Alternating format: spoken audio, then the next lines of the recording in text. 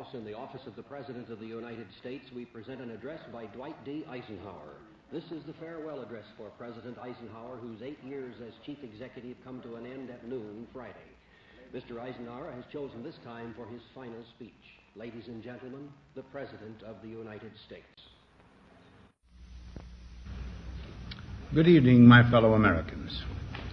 First, I should like to express my gratitude to the radio and television networks for the opportunities they have given me over the years to bring reports and messages to our nation. My special thanks go to them for the opportunity of addressing you this evening.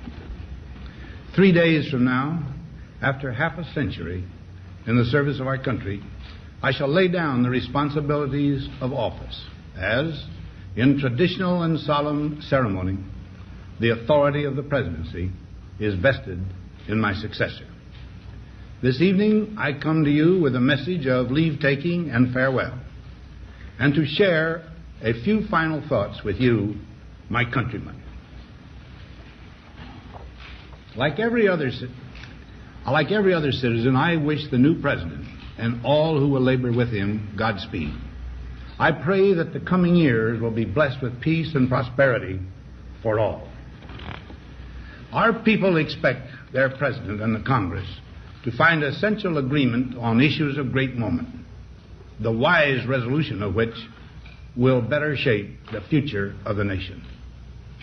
My own relations with the Congress, which began on a remote and tenuous basis when, long ago, a member of the Senate appointed me to West Point, have since ranged to the intimate during the war and immediate post-war period, and finally to the mutually interdependent during these past 8 years. In this final relationship, the Congress and the administration have, on most vital issues, cooperated well to serve the nation good rather than mere partisanship, and so have assured that the business of the nation should go forward. So my official relationship with the Congress ends in a feeling, on my part, of gratitude that we have been able to do so much together. We now stand 10 years past the midpoint of a century that has witnessed 4 major wars among great nations. 3 of these involved our own country. Despite these holocausts, America is today the strongest, the most influential, and most productive nation in the world. Understandably proud of this preeminence, we yet realize that America's leadership and prestige depend not merely upon our unmatched material progress, riches, and military strength, but on how we use our power in the interest of world peace and human betterment. Throughout America's adventure in free government, our basic purposes have been to keep the peace, to foster progress in human achievement, and to enhance liberty, dignity, and integrity among peoples and among nations. To strive for less would be unworthy of a free and religious people. Any failure traceable to arrogance or our lack of comprehension or readiness to sacrifice would inflict upon us grievous hurt, both at home and abroad. Progress toward these noble goals is persistently threatened by the conflict now engulfing the world. It commands our whole attention, absorbs our very beings. We face a hostile ideology, global in scope, atheistic in character, ruthless in purpose, and insidious in method. Unhappily, the danger it poses promises to be of indefinite duration. To meet it successfully, there is call for not so much the emotional and transitory sacrifices of crisis, but rather those which enable us to carry forward steadily, surely, and without complaint, the burdens of a prolonged and complex struggle with liberty, the stake. Only thus shall we remain, despite every provocation, on our charted course toward permanent peace and human betterment. Crises there will continue to be. In meeting them, whether foreign or domestic, great or small, there is a recurring temptation to feel that some spectacular and costly action could become the miraculous solution to all current difficulties. A huge increase in newer elements of our defenses, development of unrealistic programs to cure every ill in agriculture, a dramatic expansion in basic and applied research. These and many other possibilities, each possibly promising in itself, may be suggested as the only way to the road we wish to travel. But each proposal must be weighed in the light of a broader consideration, the need to maintain balance in and among national programs.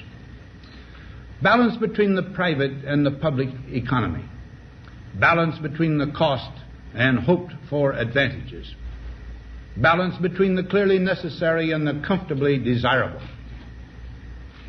Balance between our essential requirements as a nation and the duties imposed by the nation upon the individual. Balance between actions of the moment and the national welfare of the future. Good judgment seeks balance in progress. Lack of it eventually finds imbalance and frustration. The record of many decades stands as proof that our people and their government have, in the main, understood these truths and have responded to them well in the face of threat and stress. But threats, new in kind or degree, constantly arise. Of these I mention two only. A vital element in keeping the peace is our military establishment. Our arms must be mighty, ready for instant action, so that no potential aggressor may be tempted to risk his own destruction.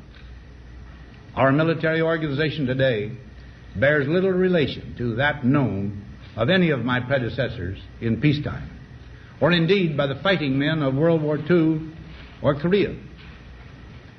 Until the latest of our world conflicts, the United States had no armaments industry. American makers of plowshares could, with time and as required, make swords as well. But we can no longer risk emergency improvisation of national defense. We have been compelled to create a permanent armaments industry of vast proportions. Added to this, 3.5 million men and women are directly engaged in the defense establishment. We annually spend on military security alone more than the net income of all United States corporations. Now, this conjunction of an immense military establishment and a large arms industry is new in the American experience. The total influence, economic, political, even spiritual, is felt in every city, every state house, every office of the federal government. We recognize the imperative need for this development, yet we must not fail to comprehend its grave implications. Our toil, resources, and livelihood are all involved. So is the very structure of our society. In the councils of government, we must guard against the acquisition of unwarranted influence, whether sought or unsought, by the military-industrial complex. The potential for the disastrous rise of misplaced power exists and will persist. We must never let the weight of this combination endanger our liberties or democratic processes. We should take nothing for granted. Only an alert and knowledgeable citizenry can compel the proper meshing of the huge industrial and military machinery of defense with our peaceful methods and goals, so that security and liberty may prosper together. Akin to and largely responsible for the sweeping changes in our industrial military posture has been the technological revolution during recent decades. In this revolution, research has become central. It also becomes more formalized, complex, and costly. A steadily increasing share is conducted for, by, or at the direction of the federal government. Today, the solitary inventor, tinkering in his shop, has been overshadowed by task forces of scientists.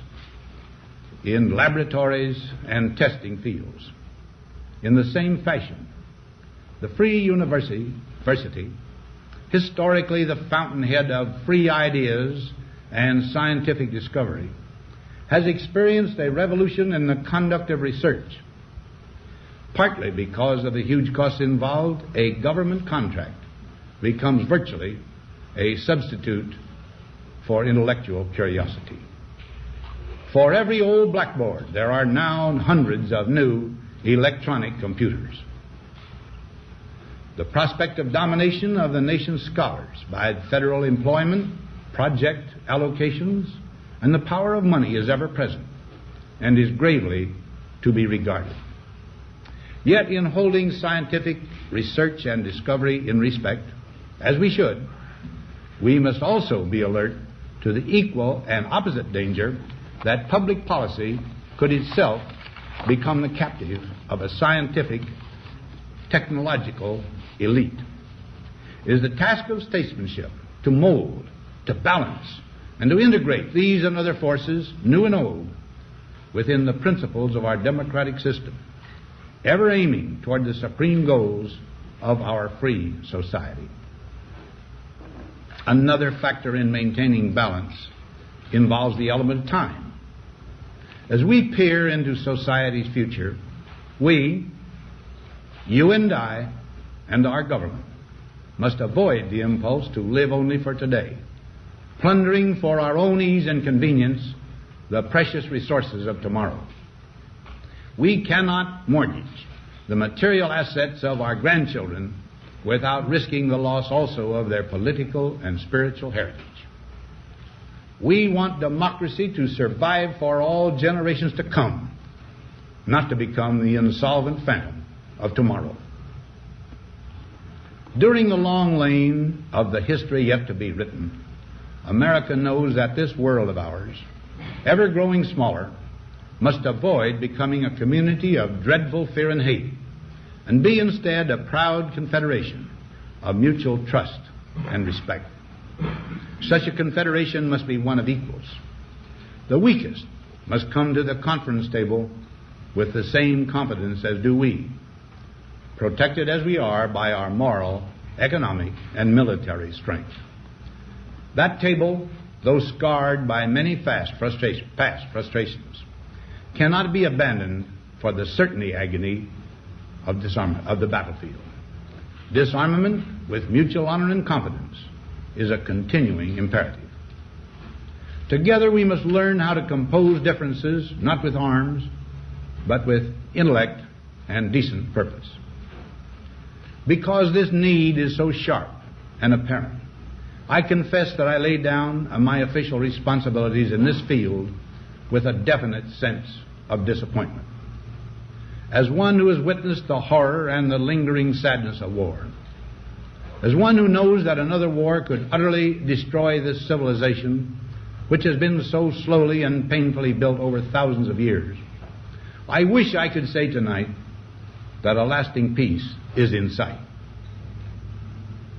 Happily, I can say that war has been avoided. Steady progress toward our ultimate goal has been made, but so much remains to be done. As a private citizen, I shall never cease to do what little I can to help the world advance along that road. So in this, my last good night to you as your president, I thank you for the many opportunities you have given me for public service in war and in peace. I trust in that service, you find some things worthy. As for the rest of it, I know you will find ways to improve performance in the future. You and I, my fellow citizens, need to be strong in our faith that all nations under God will reach the goal of peace with justice. May we be ever unswerving in devotion to principle, confident but humble with power, diligent in pursuit of the nation's great goals. To all the peoples of the world, I once more give expression to America's prayerful and continuing aspiration. We pray that peoples of all faiths, all races, all nations may have their great human needs satisfied that those now denied opportunity shall come to enjoy it to the full, that all who yearn for freedom may experience its spiritual blessings. Those who have freedom will understand also its heavy responsibility, that all who are insensitive to the needs of others will learn charity, and that the sources, scourges of poverty, disease, and ignorance will be made disappear from the earth, and that in the goodness of time all peoples will come to live together in a peace guaranteed by the binding force of mutual respect and love. Now, on Friday noon, I am to become a private citizen. I am proud to do so. I look forward to it. Thank you, and good night.